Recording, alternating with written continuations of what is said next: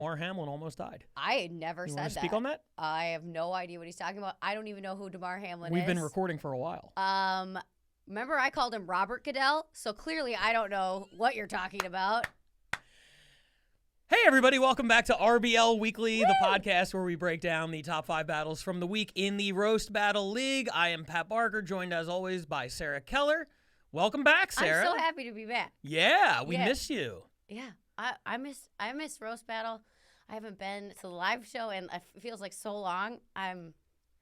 Yeah, you, every Tuesday night, like 11 o'clock at night, which is apparently too late for some people who have a job in the morning to attend. Yeah. But fortunately, you're about to be unemployed, which means back to Roast Battle for you. So I'm genuinely very excited. Yeah. And I'm excited to be back on RBL Weekly. I missed talking about battles. Well, we have an amazing lineup of battles for you to see this week. Excellent. I'm lying. They're okay. It's not our best week, but it's going to be fun. It's going to be fun regardless, because Roast Battle, even when it's bad, it's really good. I just made that up, and I'm trademarking it immediately. Do you want to jump right into the 5? Let's do it. Let's do it. Let's start in Tokyo, Japan, where we have... Is that where that is? That is where that is. I've been doing research just in case I have to go there and kick someone's ass in a roast battle later this year. Yeah. It's foreshadowing. But for now, let's take a look at a battle from Japan. And one thing that we love about Japan is they have Japanese battlers, but they have battlers from all over the world. And this is a battle took place in Asia, featuring a guy from North America against a guy from Europe, because roast battle is the most global sport, other than maybe soccer, in the world. No, it's better than soccer. It's definitely better than soccer. Yeah. I'm saying soccer probably spans more countries for now. Let's do a roast battle Antarctica and just put soccer in its place. I would battle somebody in Antarctica. Oh, I 100% would. I want to go so bad. You just got frostbite in Minnesota. How are you going to handle Antarctica? I'll wear gloves. Before we started recording, Sarah was like, yeah, I got frostbite over the winter break. I did, just walking from my car to the airport door. So, like, less than 5 minutes. Yeah, it got down to like 53 out here. It was pretty brutal. I'm with you. Number 5 battle this week from Tokyo. This is Reuben VM versus Sean Flanagan. Let's check it out.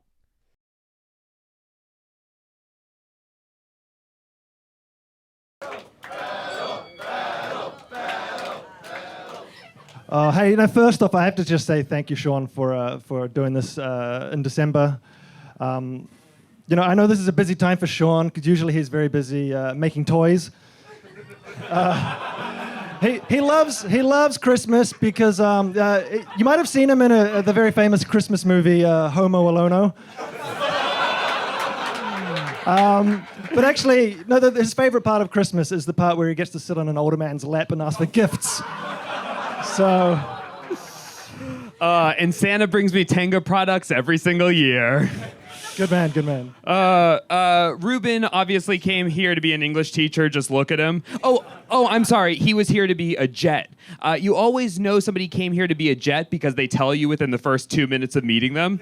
Ruben, I feel bad for you, though. I know you think it's special, but jet does stand for just an English teacher. Oh, God.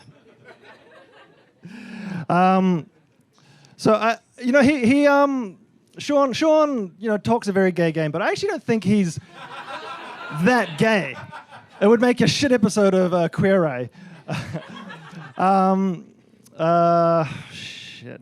So, look, I think, he would break out into spontaneous dance if it was a line dance. Do you know gay people? What self-respecting gay man would do a line dance? Not in this economy. I will twerk, I will vogue. Oh my goodness. Reuben was not content to just be an English teacher. He went on to get his master's degree. He's done postgraduate work. He's won scholarships. And all that has amounted to now he works as a freelancer, which I do believe is a Japanese term for disappointment to one's parents. Thank you, Tim the Toolman Taylor Swift.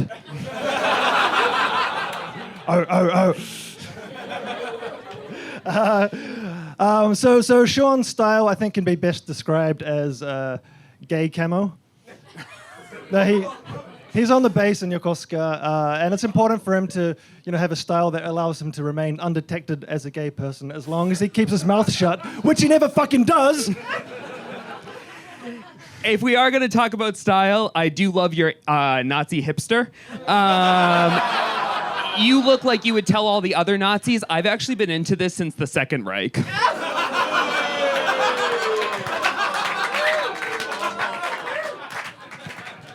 I'm from Holland, and we actually got rid of Nazis in World War II. I don't know.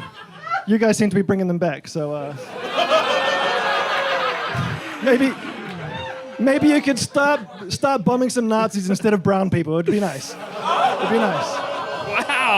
Wow, I am not here to defend America. That one. I'm here to be a slut on the bass, but nothing more. Reuben is our resident musical comedian, which it takes a lot to be a musical comedian, folks. You need funny lyrics, you need instrumental skills, you need a commanding stage presence. Now think of the courage it takes for Reuben to do that when he has none of those things. Thank you, Bilbo Baggins. Sorry. Bilbo Baggins, is that written on your hand right there? Or is that spontaneous?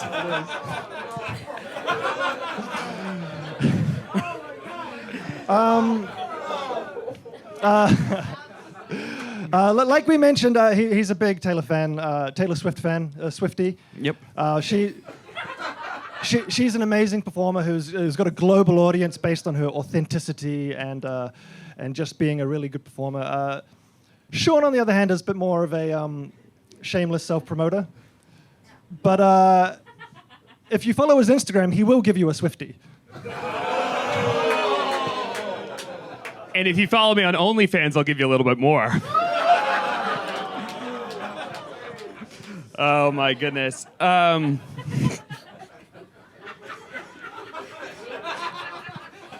For the record, I'm not that easy. Oh my gosh. I learned a lot about Reuben through this process to get ready. I learned that he is an avid bicyclist, but that's caused a lot of injuries in his life. He has wrist pain, back pain, urethra pain. Okay, it may have been from chronic masturbation. But that is nothing compared to the excruciating pain of an audience listening to one of his songs. We got one more? I've got one more. I don't know if you do.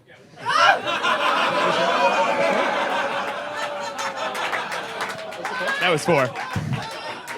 Well, it says here that so you came here during the pandemic, but actually you lived in Japan before, about a decade ago. Correct. And before then, you also lived in China. Yep. Yeah. So and then after that, you became gay. He's the only white guy who can't get an Asian girlfriend. It's like, no. That's it. I'm gay now. Actually, Ruben, I moved here because I'm married, not because that was the only chance I would have to ever get married. And now, before I tell my last joke, I do think it's been a rough night for you, so I just want you to know you can call them at any time if you need to talk. I might call your OnlyFans one. Do you want? Yeah. No. Good for one Swiftie. One Swiftie. Believe me, I think Connor's already trying to find me on another app.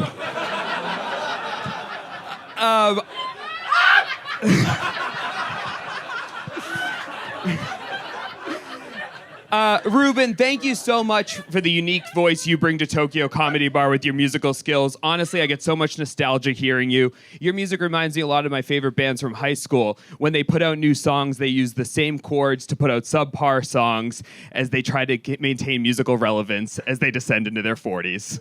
Thank you. Let's start with the obvious. Sean Flanagan is adorable.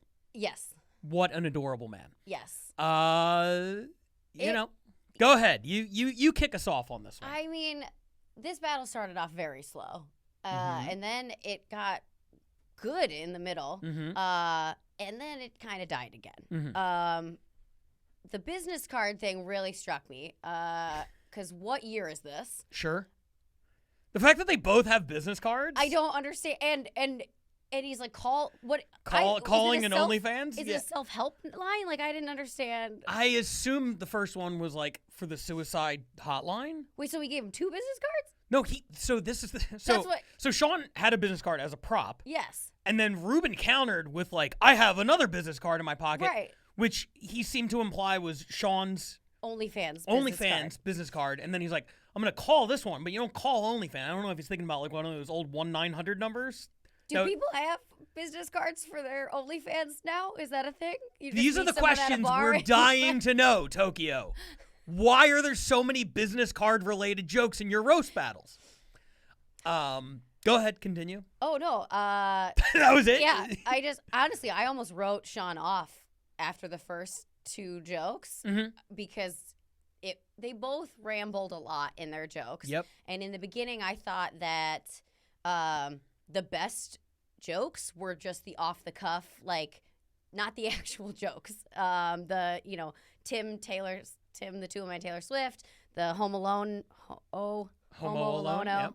Home Alone. I'm just gonna butcher all of his jokes because they're not mine. I don't care. Sure. But then Sean came back with those 2 haymaker jokes, and it was done for me after that. Like, Sean handedly won it. Yeah, I mean, I agree. The best joke of the battle for me was the hipster Nazi. You've been into them since the Second Reich. Right. Twist on a classic sort of formula. Really, really well done. And then the back and forth they had as a result of that, which ended in them bonding over the fact that neither one of them like America, including the American. Beautifully done. I love that. I'm not here to defend America. It was just... Yeah. Well, here's the thing I want to discuss with you, because rather than get into all the jokes, we both agree that Sean won the battle. What did you think of calling out Reuben for having the writing on his hand? Because here's the thing. We have talked a lot on this podcast about battlers who show up with their phones, and we're going to see a lot of that in this episode. Spoiler alert. Oh, no. There's a lot of phones in this episode. I know this is a personal pet peeve of yours. So you got Ruben, who's trying to be a little bit more subtle about it, write the things on his hand, and Sean was able to turn it into a huge weapon. Yep. Now, obviously, strategically, it proved to be a good move. It got a couple of big reactions.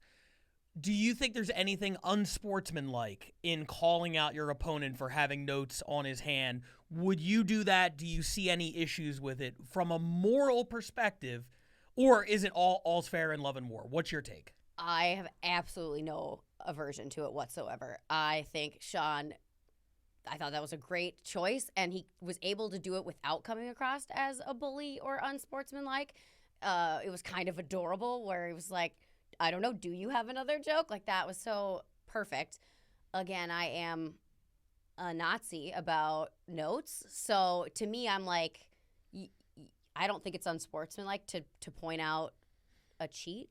Yeah. You know? And I write shit on my hand sometimes. Like, I'll write keywords. So I'm not saying, like, I'm not above it. But if my opponent came at me for it, I'd be like, all right, respect. Yeah.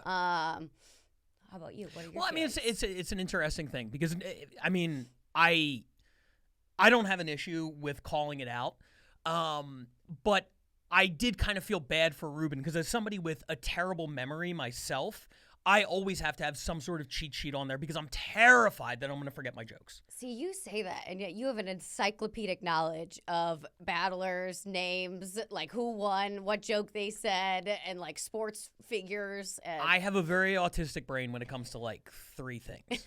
When it comes to anything that could be remotely useful in my life, I cannot remember anything. I don't know my kid's name. I don't remember my mom's birthday. I don't, whatever. The kid is just the boy, and my mom was born sometime in the fall, I believe. But yeah, when it comes to dumb shit like this, yeah, if you want me to recite a roast joke from 2014, I'm your guy, but that is not useful in any practical way. But to me, when I'm on stage, I'm always so afraid of forgetting my jokes, so I sympathize with Ruben, where it's like, here you are trying to remember everything, but it did highlight a difference, because I think even with the words written there, he was a little more unsteady and unsure of himself than Sean, who took the time to memorize all this stuff. So I think in a perfect world, maybe you write the stuff, but you don't have to look at it. It's just there as a fail-safe, but otherwise, you don't feel like it's necessary to look at it. I probably, because I sympathize so much with Sean, with Ruben, if I was in Sean's shoes, I probably would not have called it out. But I think it was probably a smart move to do it, and it just cemented things further. I guess my question is, like, on a grander scale, is the object to win the battle and destroy your opponent, or to put on a good show? And I fall on both sides of that line at different times. Yeah, I think, like, for me, I think it's always to put on a good show. Mm-hmm. However, it's a competition, so you're going to want to win. Yeah. And there are definitely times where, even, like, on this podcast, we've talked about, like, when somebody's gotten too aggressive. And I'm like, well, now you're interrupting, you're talking over that person. Like, that's unsportsmanlike to me. And, like, that's not how you should win. In this case, it elevated the show. It made it more fun. It was a good joke. So it didn't bring the show to if it had brought the show to a screeching halt and made the audience uncomfortable, I'd feel very differently. And I would have been like, well, why'd you do that? You ruined the show. Right. But because it worked so well, I support it. Very well executed. Great job by Sean Flanagan. Great job, Tokyo. That was the number 5 battle this week. Let's keep it moving now. We go to number 4 with a couple battlers we've seen before out of New York. Talent Harris, who was featured, I believe, on our first episode ever. Yeah. And I think maybe one other time after that, going up against a young lady that we've seen and we enjoyed named Gabby Jordan Brown. So it's the number 4 battle this week, Talent versus Gabby. Here it is.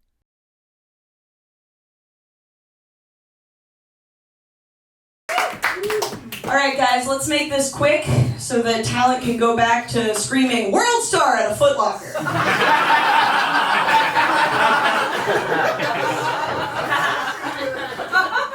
That was yours? All right, my fault.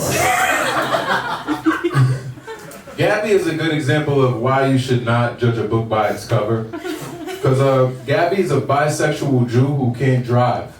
But somehow she just looks like a really good stepmom.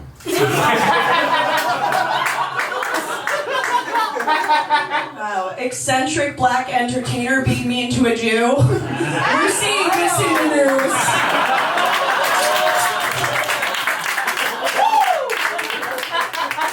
Talent is what they call ran through. The last time I saw him, he did a joke about knowing his whole birth chart by heart. He's actually a Gemini with chlamydia rising.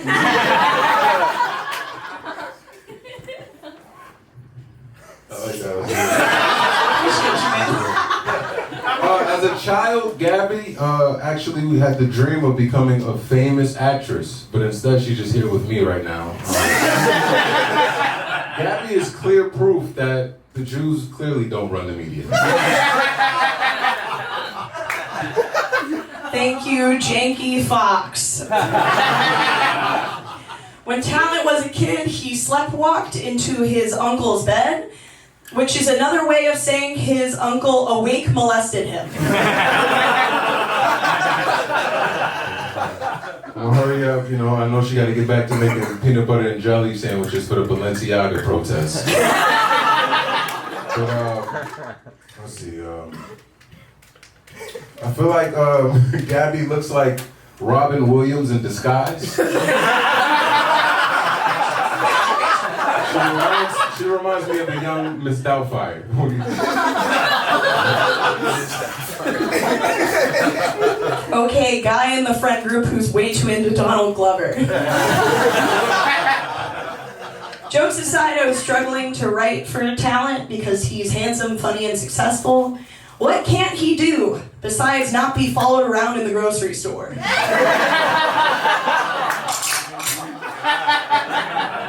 This is actually a tough roast for me because I'm really a big fan of thick white women, all right? So,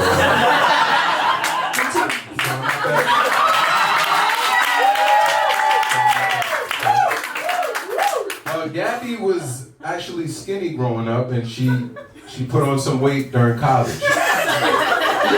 She's actually one of the first people to put on a freshman 15 and a grad school 26.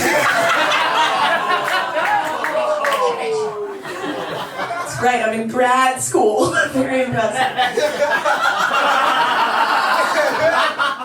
Talent Talent apparently has a famous dad, but I've actually never seen him around.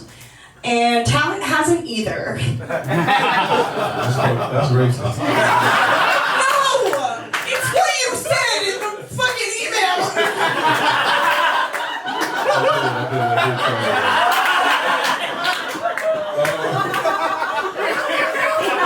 None of this has been racial at all!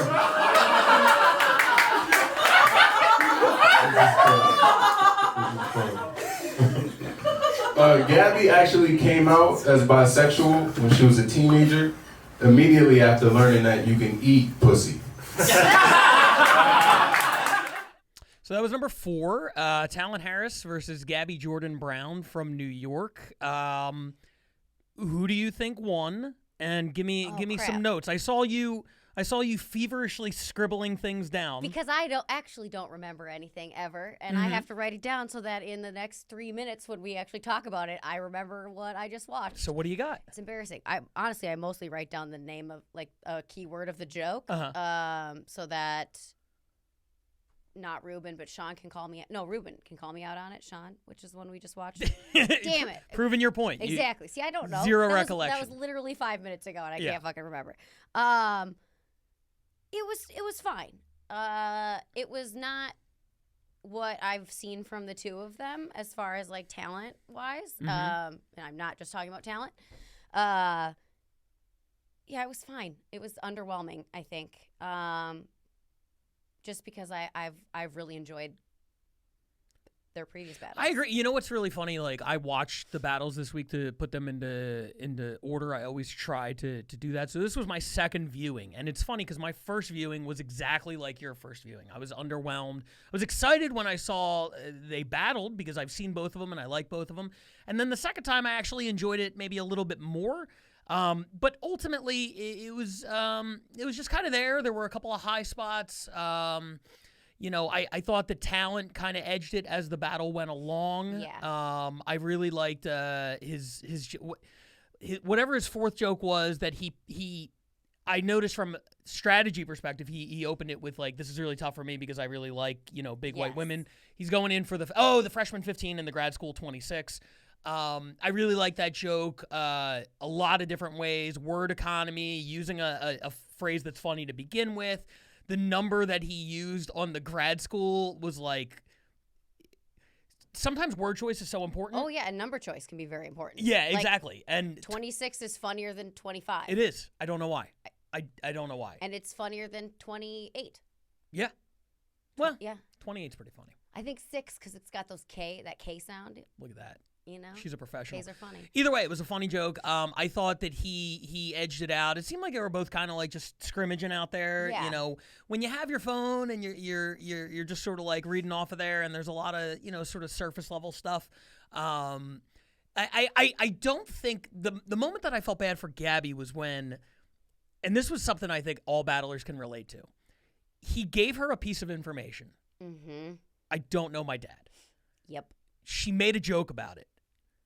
And then it got really uncomfortable. And he didn't miss the opportunity to be like, that was racist. It's like, dude, you haven't seen your dad. Yeah. If she just assumed that because he was black and then she wrote a joke about it, yes. Yes, absolutely. that's racist. But if you put it in the email, Yeah. it is no longer racist So to me. no, I agree. It's not. It's just a fact. Like you're a racist for assuming it's racist. Right. I don't, and I'm not saying he set the trap. I don't think he did. I just think in the moment he was like, I'm going to kick her while she's down. Oh yeah. I was gonna say. So to reframe your question from the last battle, do you think that's unsportsmanlike to kick her when she's down and kind of, especially when not kick her when it's down. We do that all the time in this sport, but like to take something that is a fact.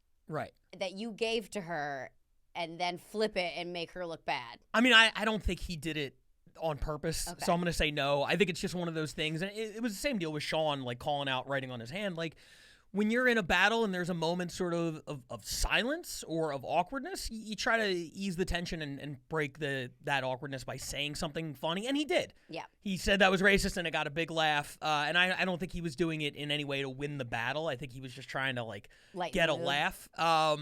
But yeah, same way I felt bad for Ruben in the previous battle for getting called out on it, I did feel bad for Gabby in this one. Yeah. Because it's like, once you tell me the thing, like if I'm battling an Asian guy and he says in the email, I have a little dick. Yeah. I knew you were going to say that. Well, it's the most accessible example, right? Yeah. Like, if I was battling you and you said in the email, I once called the cops on a black barbecue, like, what am I supposed to do? Not say that? It doesn't make me, racist. But, no, I mean, all was fun in that battle. They both had fun with that moment. It wasn't, whereas I felt like with Ruben, it was almost like, and he did a good job playing it off, but I felt like it was more like of an embarrassing kind of thing, like, driving the nail in the coffin here. I felt like they were both just goofing around, having fun with it. Yeah, I think it was kind of the same as the last battle in that originally, like, in the beginning, it seemed like Gabby was going to win. Like, I thought she had a couple better jokes that landed, and then the tables turned, and she had the one thing I wanted to point out was, like, her setup about, like, talent is attractive and tall and whatever. That's such a great setup. Yeah. And the punchline was, I was really disappointed. It's such a good setup. She could have gone anywhere with it. And she went with you get followed around the grocery store. Yeah, which felt clunky. It felt there was a double negative in the joke. Mm-hmm. What can't he do except not get Yeah. Where I'm like, you could have just been like, what can he do but be funny, or like yeah, I anything. get what you're saying. It's an excellent setup. The punchline was not there for me, and I kind of felt like it was a missed opportunity also to do the Kanye thing, where she had that great, like, an eccentric, black entertainer being mean to a Jew, and the crowd was on board with it, and then there wasn't really like a follow-up to it. I thought it was teeing it up for a big Kanye-related home run of a punchline, and it just wasn't there. It almost felt like, she had the angles, but maybe didn't nail the actual jokes attached to them. 100%. Yeah. Yep. So some missed opportunities, but, really enjoy both of them. Really enjoy what they're doing in New York. And that was our number 4 battle this week. Let's keep it moving now. We go to number 3. And this is from London. This is an interesting battle. This is a couple. I love when they do this to themselves. I hate when they do this. This is always so awkward for me. I love it. It's because I just have secondhand cringe thinking about, like, the car ride home. When they get back to the flat, what happens there. But let's watch before I go. I'm speaking in generalities, not about this battle specifically. This is the number 3 battle this week. I enjoyed it. I think you will too. This is Vlad Illich versus Aisha Amanduri. Here it is. All right.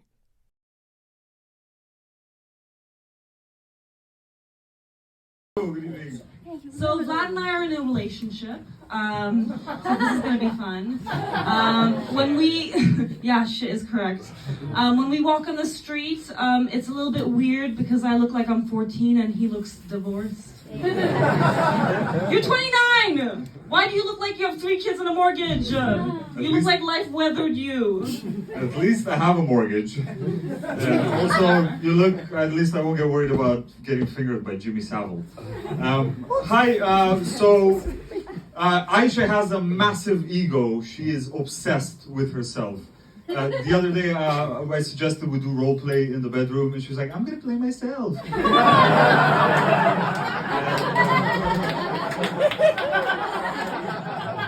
So I played interested. It's how I get turned on. Thank you.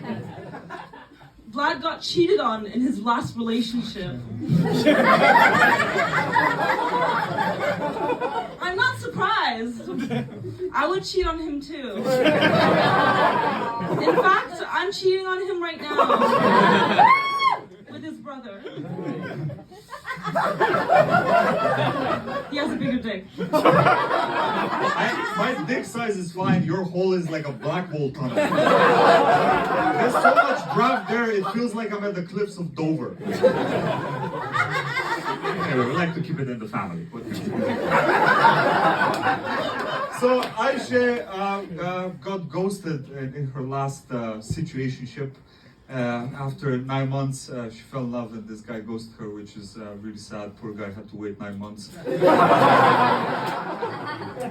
There's Like, I mean, I don't blame him. Like, the first time I met her, she was using an old sock as a hairband. She had like cum stains on her trousers. She barely showered. She has more red flags than a Soviet parade. It was your brother's cum stain. You're the reason why this country has to put directions on shampoo. It's difficult. Vlad is from Macedonia. And his entire stand-up routine is about being from Macedonia because there is literally nothing else interesting about him. So when I first met Aisha, I actually met her on Hinge and I swiped left. Because she had this dead look behind her eyes. She looked like she was raised in a communist camp. And then the first line of her Hinge was, something like, I'd love to eat Seth Rogen's ass.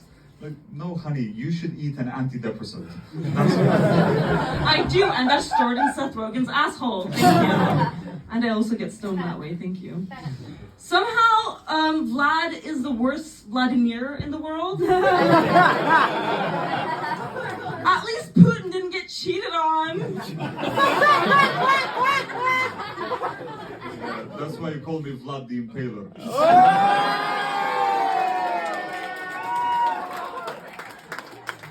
Impaling my will to live. So, Aisha told me the other day that I have like a fruity vibe. I'm like, what's a fruity vibe? She's like, you let a guy suck your dick. I'm like, what's wrong with that? What's wrong with a guy sucking my dick? Actually, you know what it was? It was, Aisha's from Kazakhstan, and it was Borat. It was Borat was sucking my dick, and then when he finished, he was like, Vlad, do you want to, and, he went, Vlad, do you want to meet my sister, number 5 prostitute in all of Kazakhstan? Don't you remember? Very nice to meet you.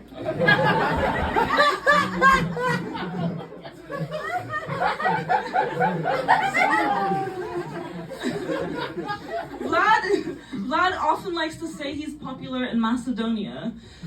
Yeah, but so is chlamydia. Well, you just have chlamydia. So Aisha's biggest fear is that she will end up turning exactly like her mom, which is strange, because they both like anal. It's true. Is that 5? Wow, this battle had everything. There was a lot going on here. There was a Borat impression. There was countries I didn't know existed. I'm sorry, I did not know. Are you talking about Macedonia? No, I didn't know that was a real place. Where is that? Is that that's a real place? That's a real country. I thought that was like made up from like Ice Age, the movie. Like, okay, I don't know where it is. That makes me feel so much better about myself. Because you also didn't know? No, I know. I know it's a real country. Yeah. I didn't know that.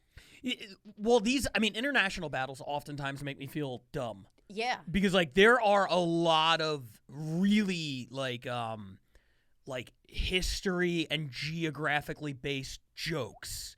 Like I'll watch a battle from Tokyo and they will reference like the Prime Minister of Bulgaria and I'll be like, what the fuck are they talking about?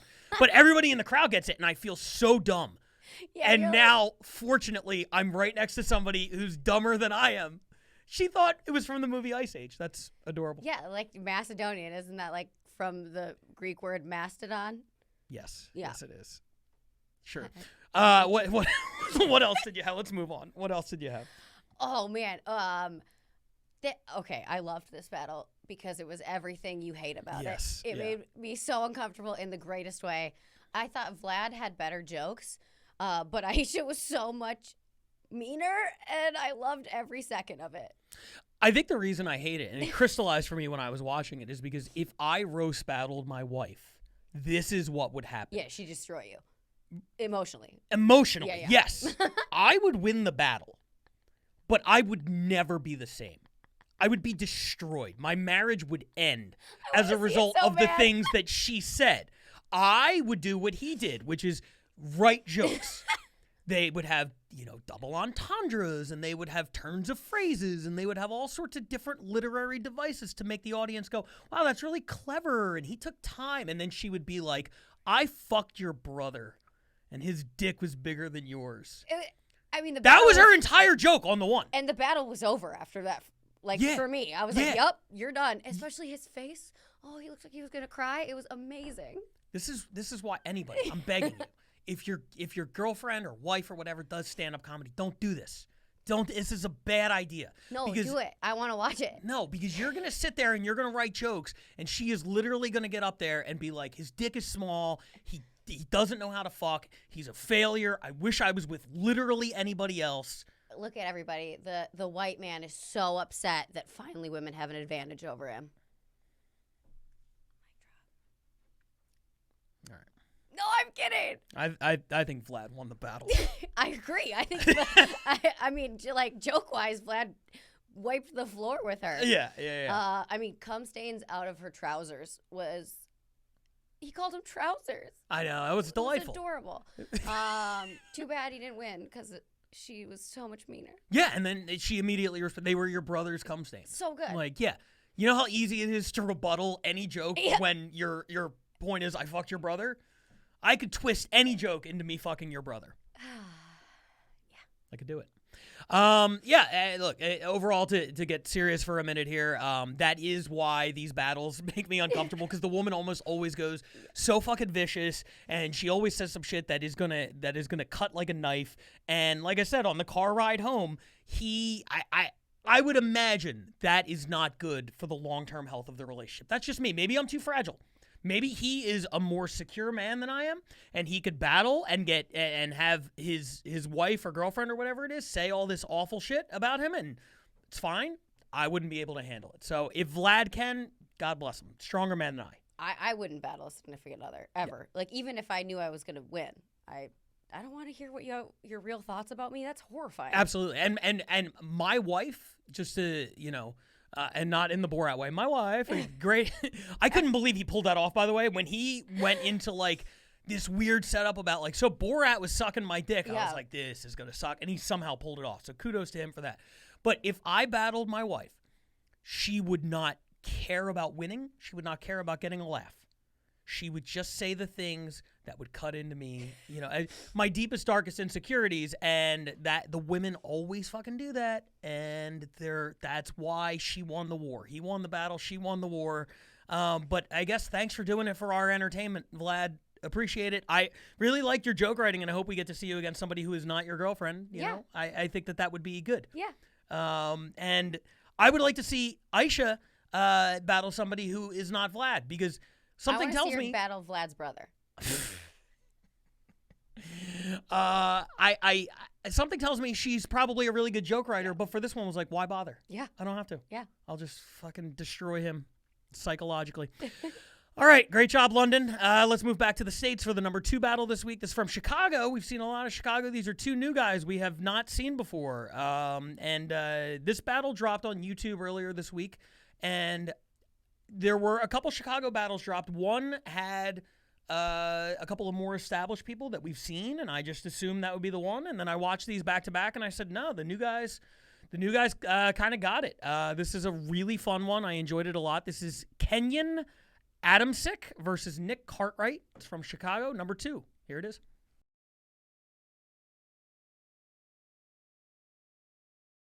Each 1, 2, 3. Roast. Nick looks like Shaggy from Scooby-Doo if him and Scoob tried to solve the mystery of the peanut butter on his ball sack. Give it up for Patrick Mahomeschooled, everybody. Yes. I don't know what Kenyon is wearing. He doesn't usually dress like he's about to interview at BP gas station. But, he once paid a dominatrix $800 to slap him in the face and spit on him and insult him. So if any of my jokes fall flat tonight, it's just because I don't want this pervert to come, okay? Real nice. Nick's unemployed, doesn't have a job. His girlfriend pays all the bills, so that's not a beard on his face, it's pubes for all the pussy he has to eat from getting kicked to keep from getting kicked out. Give it up for the shame wizard from Big Mouth, by the way, everybody. It's pretty huge of him to be here. Kenyon was addicted to Xanax. He told me that Xanax helped him feel like the person who he always wanted to be. Apparently, Kenyon always wanted to be asleep on the floor of the Laugh Factory. I think that's pretty cool. Oh, man. I only started taking pills in the first grade because I pulled my back carrying our podcast for the last 2 fucking years. That's really all that is. I was asleep at the Laugh Factory. Where's your excuse, Nick? At least I was there, asshole. There we go. At least I was there, buddy. There it is. Yeah. You found it. Oh, you found it? Nick, if you had $1 for every joke yours that doesn't work, you could actually afford to buy your girlfriend a wedding ring.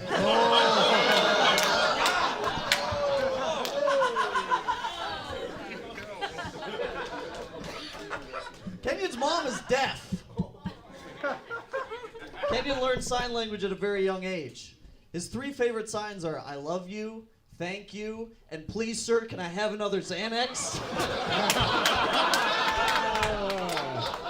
Oh, that's great. That's great. There's several texts in my phone for you asking to go in on it. That's kind of interesting. Remember saying I deleted the number, it's not good for me, and you're like, come on, man. So, everyone's favorite enabler, everybody. Give it up for I Nick. wanted you to die. That was what was going on. Oh my God. Well, then who would support your failed dream? We're going. Oh my God. Can you imagine everyone saying it's like, dude, the funny guy from Fuck You Dad died.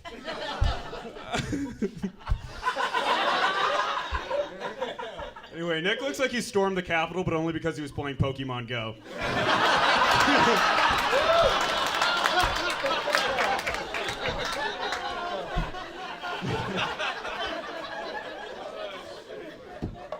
Kenyon looks like he gets away with all the sexual assault at his uncle's vape shop, so, okay. All right. He got 2 matching tattoos with 2 platonic female friends. Okay. Yeah, that's a joke in itself. He got a pig with a party hat on, and they both got I'll never fuck you. So, yeah, his tattoo was on his bicep. They both got their tattoos in the friend zone. So, okay. Nick's an alcoholic who's also uncircumcised. He spent his whole life refusing to be cut off.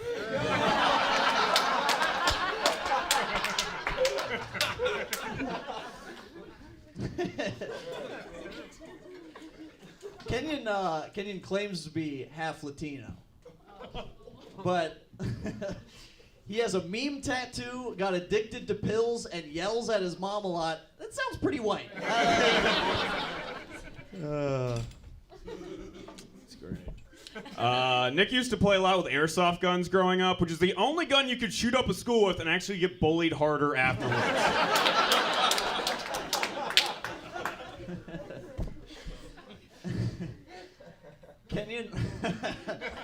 Kenyon was having sex with a woman once, and she stopped because she said it reminded her that she was molested by her mom. What the fuck are you getting into? That's how you know it's real. Okay. That's how weird Kenyon's dick is. Fucking him is like getting raped by old pussy. Jesus. Where are all these punchlines hiding for the last 8 years, Nick? Hiding this talent. Well, last joke. Nick is a gambling addict, so he just couldn't resist when someone said, I bet you can't suck at doing stand-up for 10 years. I've sucked for 7 years. Okay, let's give me some credit here.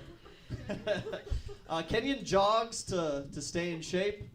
I've seen him run, and believe it or not, Kenyon is not from Kenya. He's gay. Okay, that's... All right, give it up for the... Wow, that was fun. That was a lot of fun. It was, there was limited sort of like banter. It was just like machine gun joke. 7 jokes. All the other battles have been 5, and yet this one felt quicker than pretty much every other battle we've watched, which is a great sign. It's interesting you say you didn't feel like there was much banter, because I thought there was a lot of like back and forth. That was one of the notes I wrote, was like they have great chemistry, they have great like back and forth off the cuff, like Sure, but it was off the cuff. There wasn't a lot of like, you're right, but I guess what I'm referencing is it felt natural.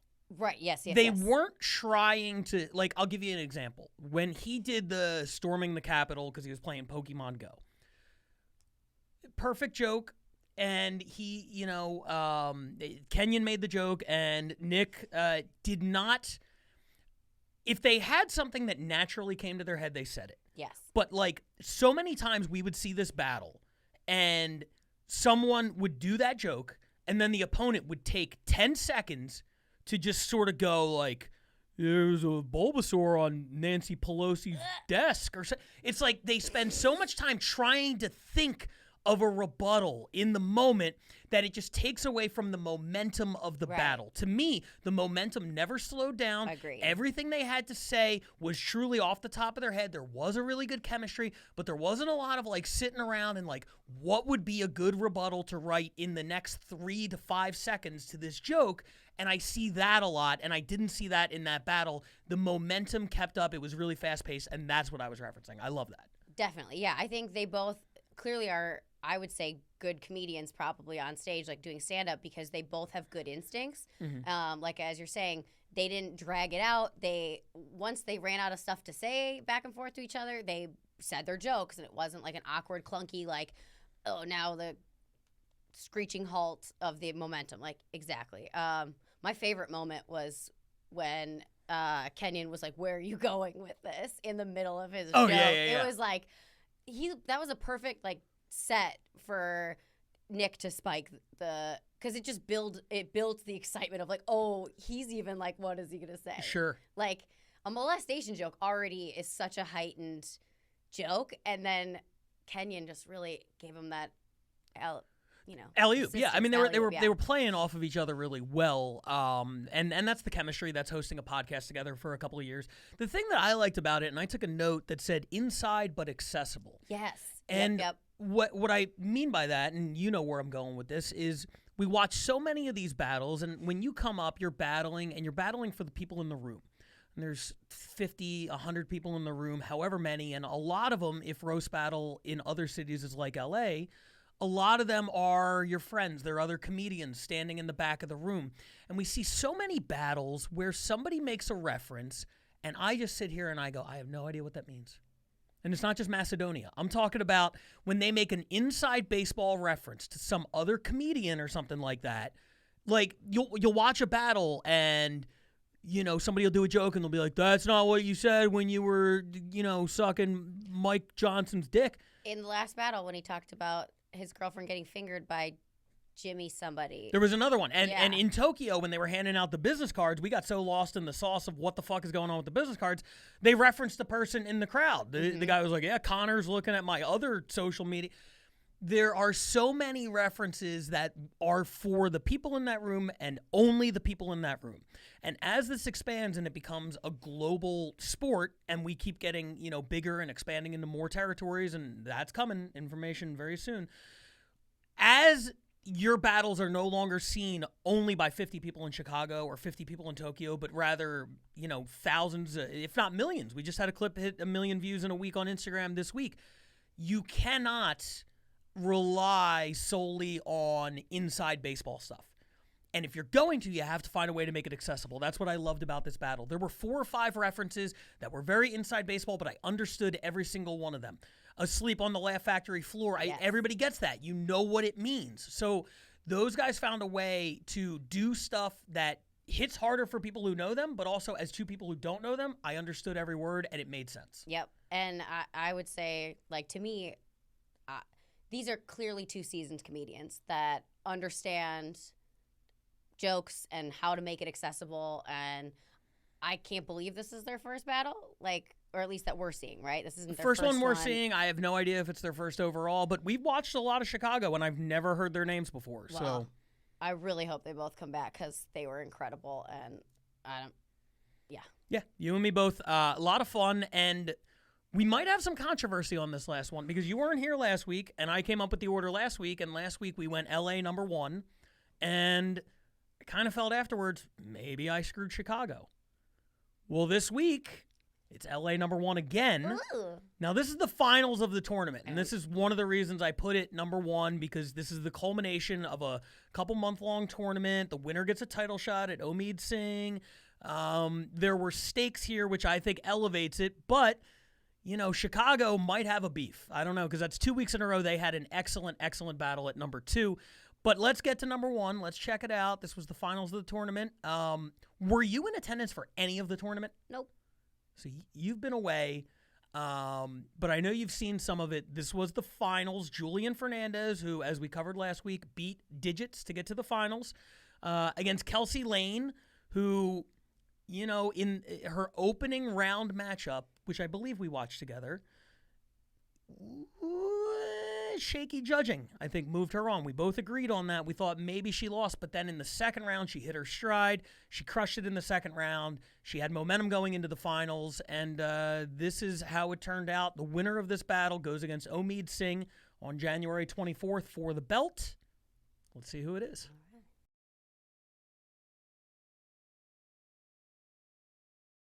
Okay. Kelsey looks like her favorite hobby is trapping crabs in her pussy.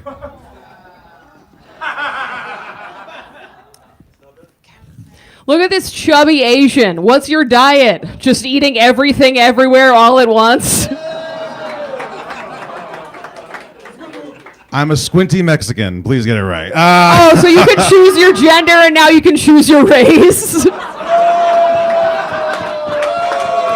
All right. You guys, please give it up for No Dick Van Boldyke. That was good. That was real good. Yeah, if you didn't know, Kelsey fucks women and grew up poor, so she's used to eating out of boxes. I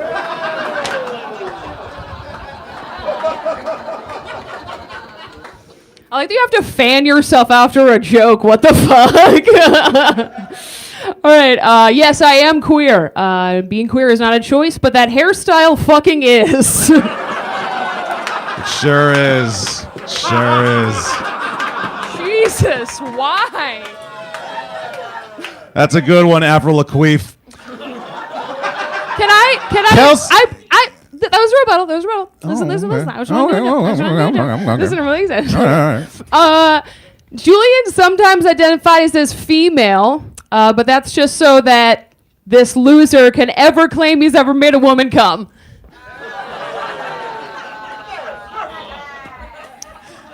Kelsey's such a dirtbag, even her strap-on has a beanie.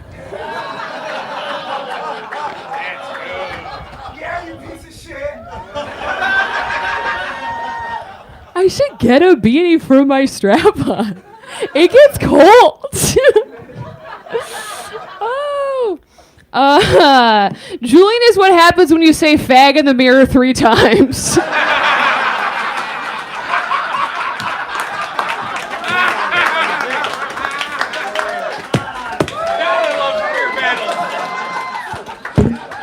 That was good. Kelsey, I don't know why you're talking about how I look. You got bags under your eyes, pasty skin, and fuck women. You're like Tim Burton presents a lesbian.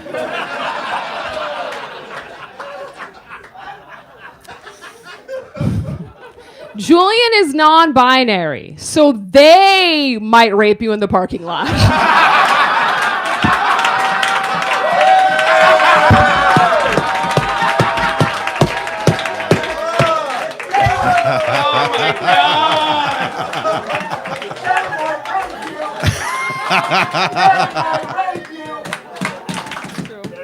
Kelsey once fucked a girl in a dumpster because her place was a mess. It's true, but that was in Boston, and that was the closest we had to street tacos.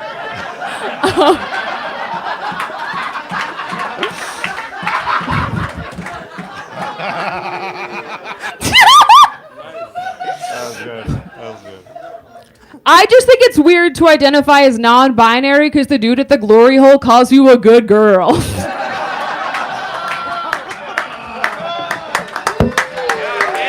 Okay, I feel pretty good about that one at number 1.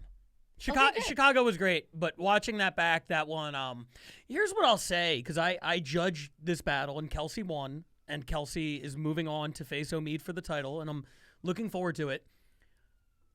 In the room, it very much felt like Kelsey dominated. Is that how you got it watching this? It felt even as far as the laughter.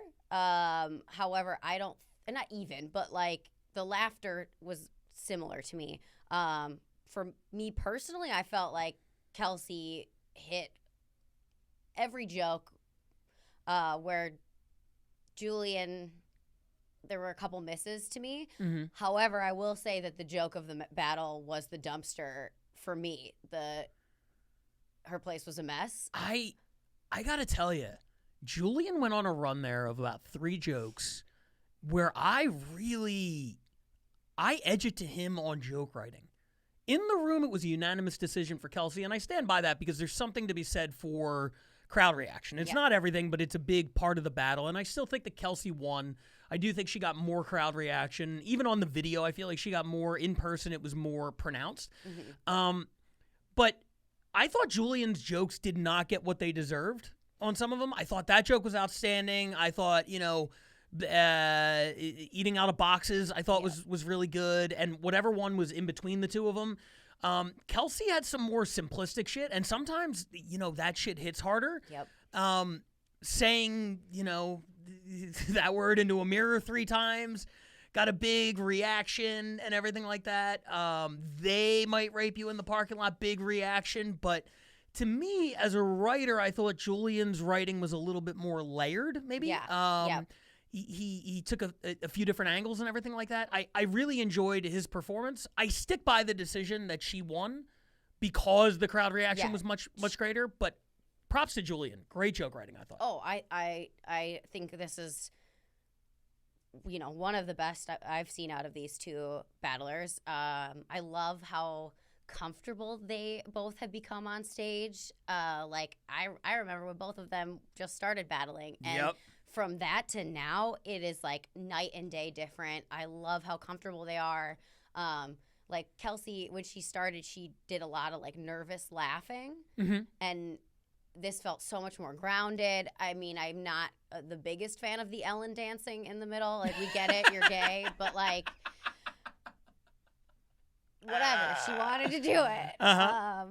The Ellen dancing. That's great. I will give her credit from a strategy perspective. The jiu-jitsu move she pulled at the beginning by calling him Asian, knowing he would correct her and say he's Mexican, and then having on deck you could choose your gender and your race was just that's a cheat code, man. That's not fair because poor Julian is over here I'll just, correct her. And then she had a haymaker ready to go. That was the double cross. I would say that probably won her the battle. It definitely was a great place to start because it gave her the momentum going forward. Yep, and he had to beat her instead of they're starting out even. Yeah, absolutely. She jumped out to an early lead, and I think that influenced some of the reaction later. I think that's why she was getting 100%. More for jokes that I thought were maybe not as good, and he was getting less for jokes that I thought were better than they were getting credit for, was because she established immediately on joke 1 the advantage. Yep, yeah. And she did that through absolute trickery and nefarious means, and I'm for it. Yeah, of course, absolutely. You got to do what you got to do. This episode featured a lot of different things that a lot of interesting strategy, which I appreciate because there's only so much we could say about the jokes, right? There's only so many ways we could sit here and break down the actual jokes, but a lot of people were doing a lot of things intentionally or otherwise that really influenced as the battle went on. And I think Kelsey 100% knew what she was doing there. Yeah. Oh, that was not an accident. Yeah. No. Yeah. But incredible. I mean, also a risk because it could have not worked out. But it did. So let's get into it. Let's close the episode. This is a very LA-centric thing. Kelsey won the tournament. She moves on. She faces Omid. It's coming up in a couple of weeks. Omid, the all-time record holder for most wins with 29. The only person you and I have ever both lost to? No, I beat him both times. Oh wait, who's the? That was Hooper. That was Hooper. No, Sorry. I handled. I handled Alex Hooper's penis again. So now you have to go donate $1. GoFundMe.com. Look up Alex Hooper.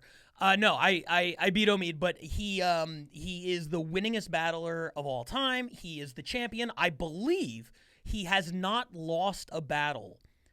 I'm 99% sure of this since 2019. We are now in 2023. Yeah. As we speak. Well, I mean, some of those years were COVID. He battled during COVID.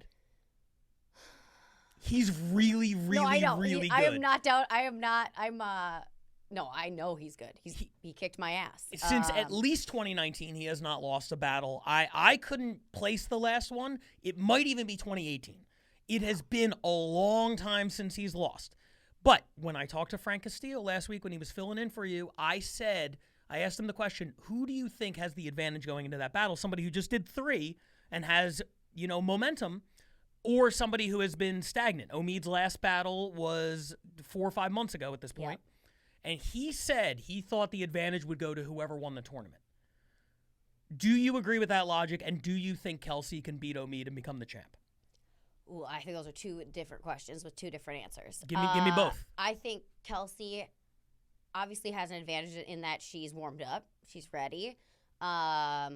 She's also in my opinion, a huge underdog going against Omid. I agree. Epic underdog, which is always good in roast battle. Mm-hmm. That being said, she is an underdog. Omid is so good, and he's so hard. He's inflappable. Like nothing. Like he doesn't give anything on stage. Like he's an incredibly difficult opponent for every reason that an opponent can be difficult. I think Kelsey can win because I think the audience will want her to win. Mm-hmm. However, Omid is so effing good. I hope she does. No offense, Omid, I love you. Just like wow. I think it would be it would be a fun, unexpected outcome. Yeah, you're looking for the Rudy moment. Yeah, I want my Rudy the moment. Major underdog to walk out of that room with the belt. And I think it's possible. I would, if I'm placing odds in Vegas, I'm installing Omid as a heavy favorite. And that's no disrespect to Kelsey. No. Omid, the win-loss record tells the tale. Yes. He's very hard to write for. And you would think that you would have the advantage of going in and making, Indian and Iranian jokes. I believe he's half and half. You would have all of these crutches that you could lean on. But because he doesn't sell anything on stage, if you hit him with anything other than a 10 out of 10 ethnic joke, he is going to give a reaction like he is bored with the joke, and it's going to make you look hacky. I've seen it time and time again. The other thing that he's really good at is finding angles on people that maybe don't have obvious angles. I think Omid actually struggles a little bit more with an opponent that, you could take a lazy approach on. I've never seen him, I've seen him excel more against people that I look at and I'm like, how the fuck am I going to write 5 jokes about that person? Omid specializes in that. That is where Omid thrives, is looking at somebody who anybody else, and for me, Kelsey falls into this department. Mm-hmm. I would have a hard time writing for Kelsey. Omid, I think that is his area of expertise, and I think he's going to win the battle. I expect him to. I think it's going to be good. I think it's going to be competitive, but I'm calling my shot right now. I'm going with Omid. I would agree. I think, even just if you look at the consistency, Kelsey had 3 great tournament battles. Omid's had 28 incredible battles. And just like you said, unflappable. It's hard to get to him. I think it's going to be a great battle. I'm excited to see, we've had kind of the same names battling over and over again for the title for the last few years, and now we had this tournament to elevate someone who, 6 months ago, if you had said, what about Kelsey Lane for a title shot? I think we all would have said, no. She's 20th on that list. And she came in and kicked everybody's ass and, earned her way to this title match. Props to Omid also for taking on the challenge. Yeah. And I'm looking forward to it. It's going to be a lot of fun. Hell yeah. This was another great episode. Appreciate it. January 19th, Roast Battle League, the second official league event going down at Jam in the Van. Follow Roast Battle and Jam in the Van on Instagram for more details about the streaming. If you're in LA, come to the show. Next week, we're actually going to be doing a preview episode featuring some of the best battlers. It's going to be LA versus Austin. 4 battles to determine supremacy once and for all between California and Texas. There can only be one state that is absolutely the best. And it's going to be us. Obviously. I don't know. They're pretty good. But yeah, we'll see you next time. Until next time, I'm Pat Barker. Sarah Keller. And thanks for tuning in. Next week, RBL Weekly. Be there.